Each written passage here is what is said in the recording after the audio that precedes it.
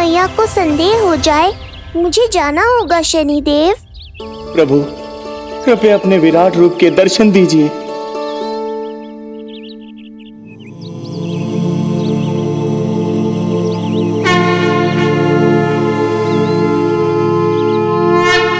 सशंख चक्रम सकिरीट कुंडलम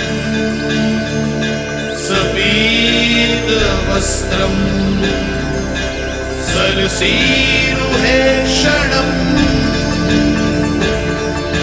सहार वक्षस्थल शोभितौस्तुभम नमामि विष्णुं शिरसा चतुर्भुजम्।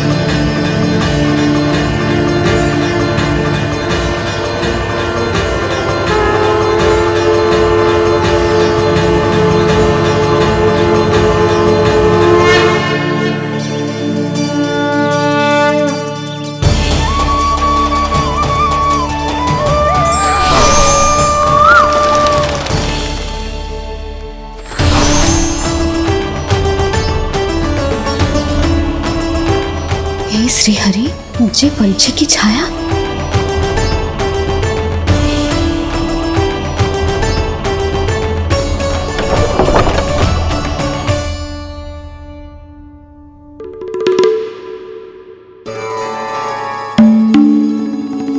यशोदा, क्या हुआ?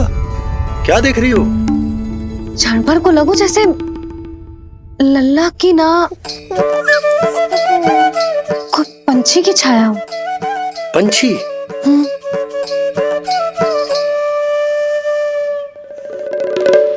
अब ना मुझे तो लग रहा है जो गिलहरी की छाया है।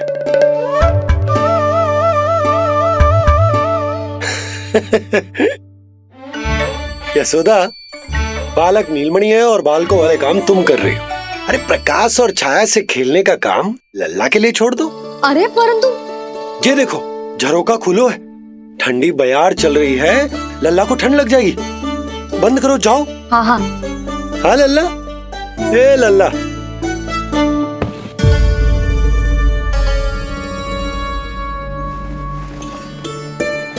आज सब कितने सज धज के आए थे तुझसे मिलने के लिए, जैसे दीपावली हो। अरे लल्ला, सिवाय इनके देखो।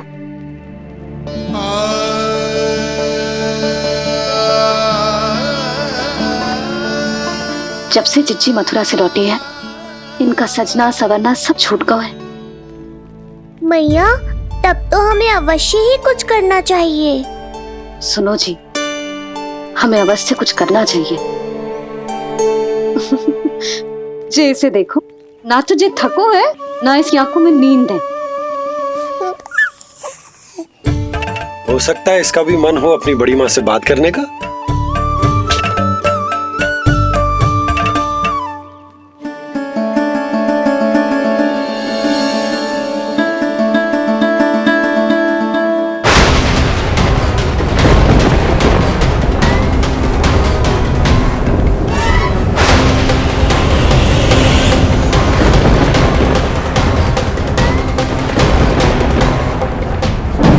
अरे लल्ला, डरने की क्या बात है? बस थोड़ी आंधी तो है।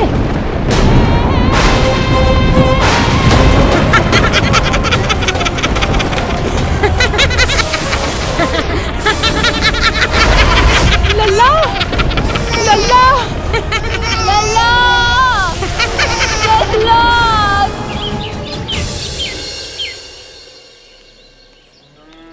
जीजी, अरे यशोदा, नंद भैया। चिच्ची, ये नीलमणि के षष्ठी पूजन का उपहार है।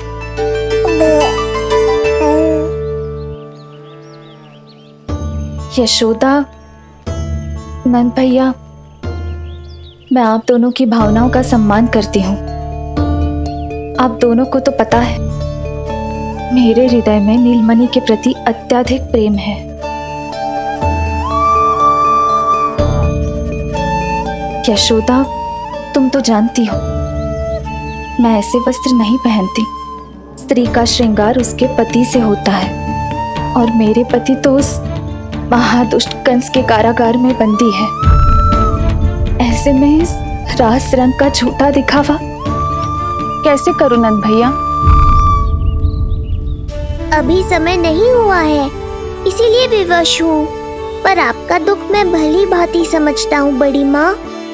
दिन रात ये भय लगा रहता है कि कभी भी उस कंस के सैनिक आएंगे और मेरे पुत्र को मुझसे दूर ले जाएंगे। इस आशंका में मैंने उसका बालपन भी खो दिया है। उस नन्हे से बालक को 4 दीवारों के भीतर बंद करके रखा है मैंने। थोड़ी देर और, बस तेरे बाबा अब भी आते ही होंगे।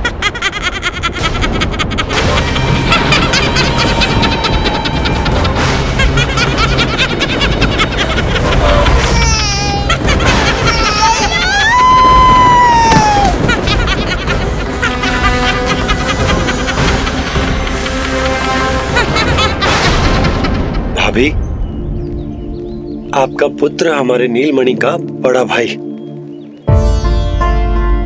आप उसे खुली हवा में सांस लेने दें। मेरा विश्वास करें, आप दोनों गोकुल में पूरी तरह सुरक्षित हैं। चिच्ची, नारायण के घर देर भले ही है, किंतु अंधेर ना है। बस कुछ समय का कष्ट और है चिच्ची, फिर सब ठीक हो जाएगा। और ये देखो, नीलमणि स्वयं आओ है आपको उपहार देने के लिए। इसे भी मना करोगे आप? नीलमणि, बस आज हट मत करना। मैं तुम्हारी ताऊ जी से मिलूंगी ना, तब नए वस्त्र गहने सब पहनूंगी, साज श्रृंगार करूंगी, तब पूर्ण अधिकार से देना तुम अपना उपहार। किंतु आज नहीं। बड़ी प्रसन्नता की प्रतीक्षा में छोटी छोटी प्रसन्नताओं को त्यागना नहीं चाहिए बड़ी माँ। जीवन तो परमात्मा का उपहार है, उसे जीना चाहिए। चिच्ची, बड़ी प्रसन्नता की प्रतीक्षा में जीवन की छोटी छोटी प्रसन्नताओं का त्याग ना करना चाहिए। जीवन तो परमात्मा का उपहार है, जीवन तो जीना चाहिए। नंदराज, नंदराज, नंदराज, क्या हुआ? भोला बंसी, तुम दोनों यहाँ? जी वो उपनंद जी ने कही थी कि आपको वार्षिक कर के बारे में स्मरण करा दूं, इसलिए हम दोनों चले आए। अरे हाँ, नीलमणि के आने की प्रसन्नता में मैं तो भूल ही गया था। अधिक देर होने पर कंस की दृष्टि में आने का संकट। कोई ना, मैं कल मथुरा जाकर कर जमा करा दूं। अरे किंतु कल तो लल्ला का पालना उत्सव है। सुनो जी, शीघ्र ही आना। भैया, हो सके तो अपने भैया और बहन देवकी का समाचार भी पूछ लीजिएगा। जी भाभी। इस बार कछु समस्या नहीं होनी चाहिए। ये बार आज मथुरा से कछु अतिथि आए थे, उन्हें पता चलो है कंस ने राजा वासुदेव और रानी देवकी को कारागार से बाहर निकाल लो है और अपने महल में रख लो है।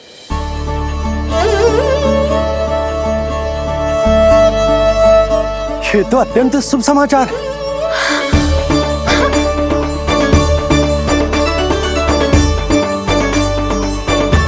तुमने पहले क्यों ना बताया? हमें लगो आपको पहले से पता होगी महाराज। अच्छा ठीक है, जाकर तैयारी करो, कल तुम दोनों भी मेरे साथ चलोगे। जाओ।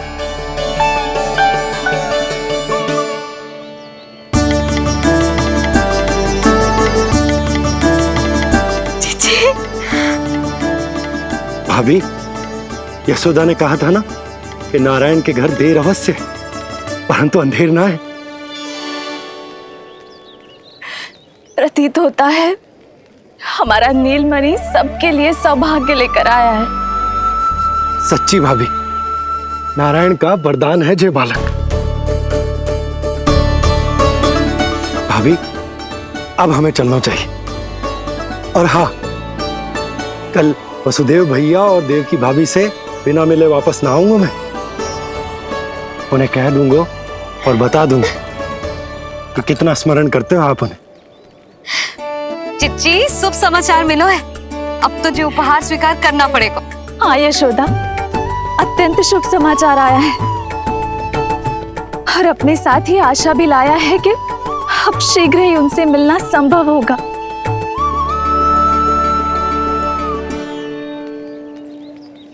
तुमने सत्य कहा था यशोदा, जीवन जीना चाहिए। मैं भी जीऊंगी, छोटी छोटी प्रसन्नताओं को मनाऊंगी, अपना ध्यान रखूंगी, फिर से सजूंगी, संवरूंगी। अब जब वो मुझसे मिलने आएंगे, उनका स्वागत करूंगी। उन्हें वैसे ही मिलूंगी जैसे जैसे उन्हें छोड़कर आई थी। मैं आपको आपके दुख से मुक्ति दिलाऊंगा। बस कुछ समय तक और प्रतीक्षा कर लीजिए बड़ी माँ।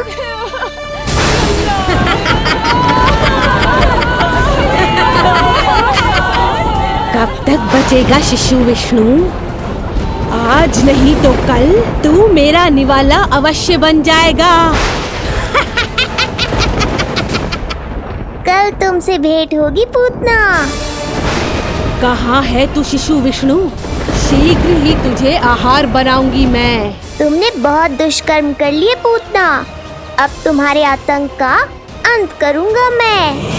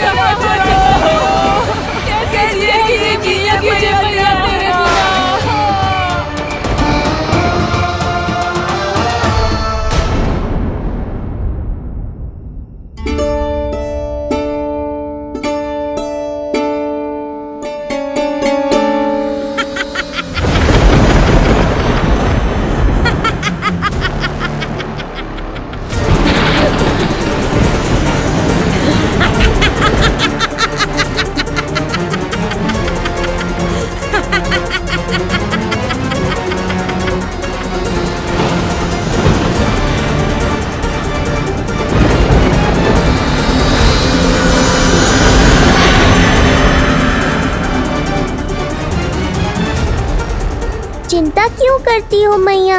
मैं हूँ ना।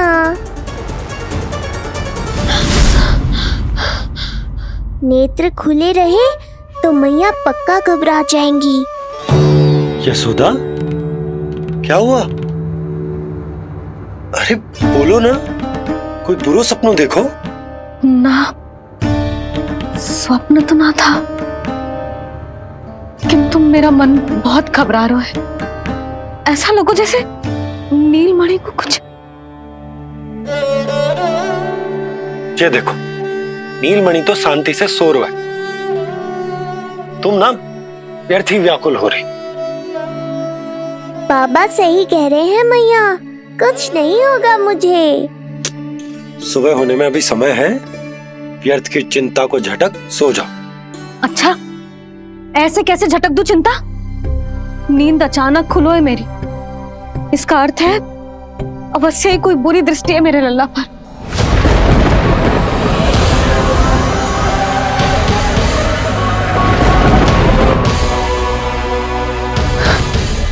आप भी कल जा रहे हो मथुरा?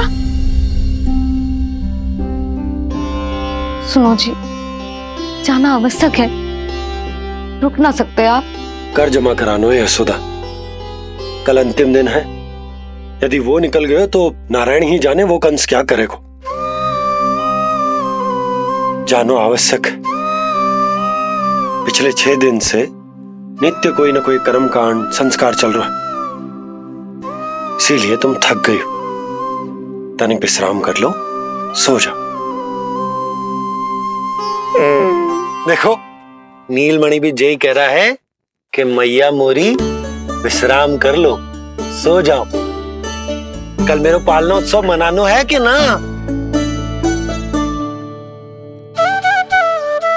सो जाओ।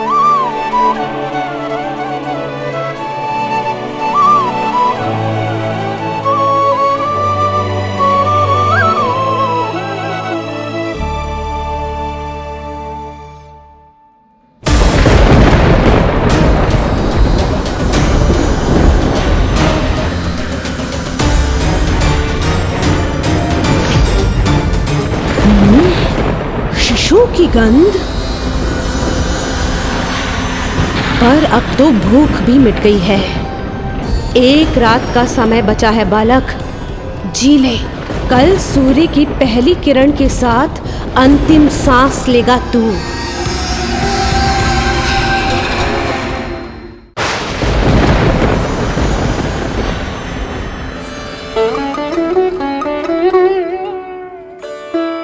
संतान के लिए मैया का कैसा अद्भुत प्रेम है ये।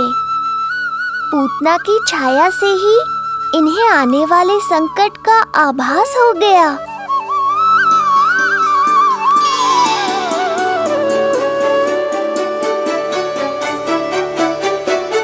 जब कोई बैलगाड़ी से यात्रा करता है तो गाड़ी पर चढ़ते ही सामान की गठरी नीचे रख देता है। उसे पूरे समय अपने सिर पे ढोते हुए यात्रा नहीं करता। उसी प्रकार आप भी अपनी चिंता की गठरी मुझे सौंप दो मैया, मैं सब संभाल लूंगा। जैसे आप थपकी देकर मुझे सुलाती हो, वैसे ही आज मैं आपको सुलाऊंगा।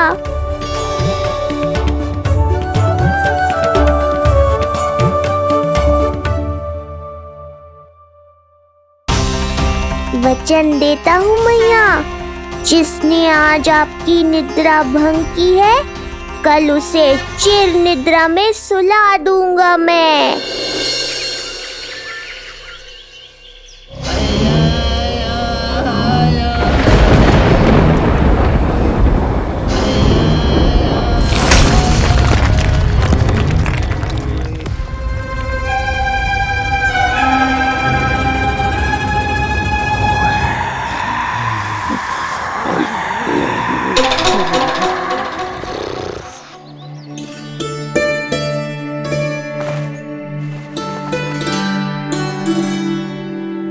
गाड़ी तैयार है नंदराज जी। उपहार और मिठाइयाँ तो ठीक है, किंतु भोजन रखो है कि ना? हाँ भाभी, रख दियो है। और भोजन ऊपर रखो है कि मिठाई?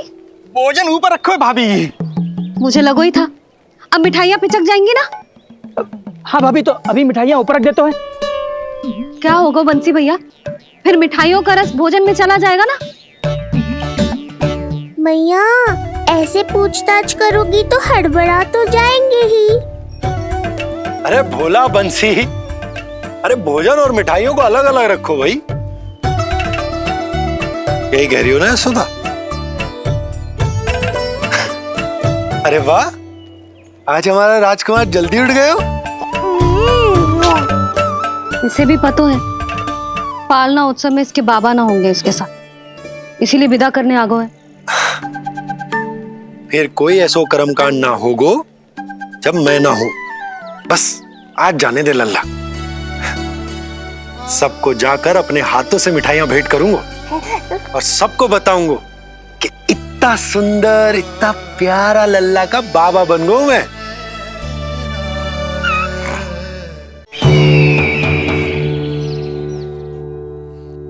भैया के अत्याचारों की कोई सीमा ही नहीं। हमारे पुत्र को ढूंढने के लिए अब उन्होंने पूतना को आदेश दिया है। वो केवल महाभयंकर ही नहीं बल्कि मायावी भी है। हमें किसी भी प्रकार से ये सूचना गोकुल भिजवानी होगी। सत्य कह रही हो देवकी, मुझे भाई नंद को किसी भी तरह सावधान करना ही होगा, किंतु कैसे? हमारे लल्ला के बारे में जानकर सबसे अधिक कौन प्रसन्न होगा पता है?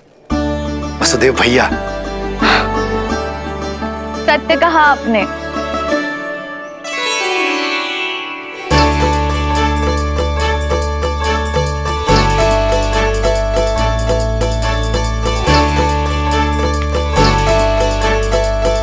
बड़ी माँ, नए वस्त्रों में ये हुई ना बात।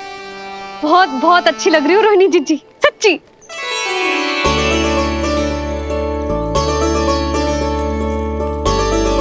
आपने जीवन में फिर से रुचि लेना आरंभ कर दियो है, ये जानकर वसुदेव भैया की प्रसन्नता दुगनी हो जाएगी। ये उनके लिए। मेरे हाथों से बनाए पेड़े मथुरा के पेड़ों से भी अधिक प्रिय है उन्हें। और ये देवकी के नवजात कन्या के लिए कहिएगा केवल वस्त्र नहीं है, अपना आशीर्वाद भेजा है मैंने। सच में यशोदा, नीलमणि एक आशा का दूत बनकर आया है मेरे जीवन में। नंद भैया उनसे ये भी कहिएगा कि मैं और उनका पुत्र हम दोनों ही यहाँ कुशल से हैं। अगर ईश्वर ने चाहा तो शीघ्र ही उनसे मिलना संभव होगा। वसुदेव भैया और देवकी भाभी से बहुत सारी बातें करनी, यदि विलंब हो जाए तो चिंता मत कर। जाने से पहले अल्लाह को हृदय से तो लगा लो।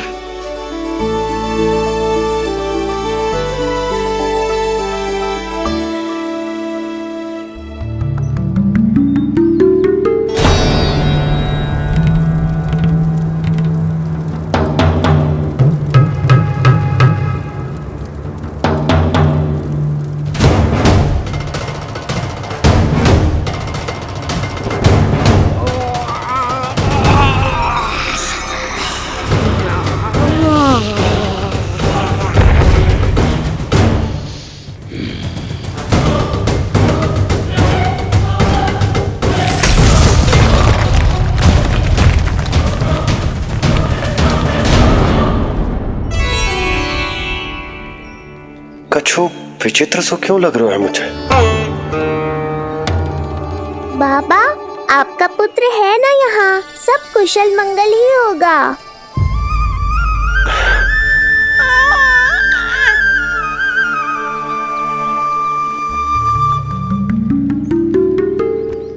चलता हूँ। ध्यान रखो।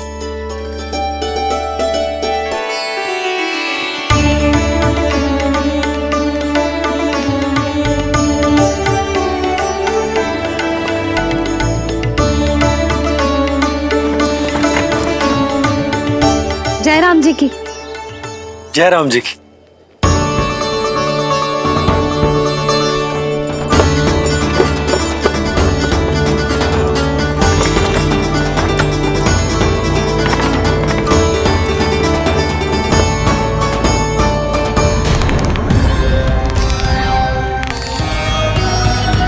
कहाँ से आरंभ करूं आज? रजपुरा, रानी घाट, देतिया, बरसाना या गोकुल?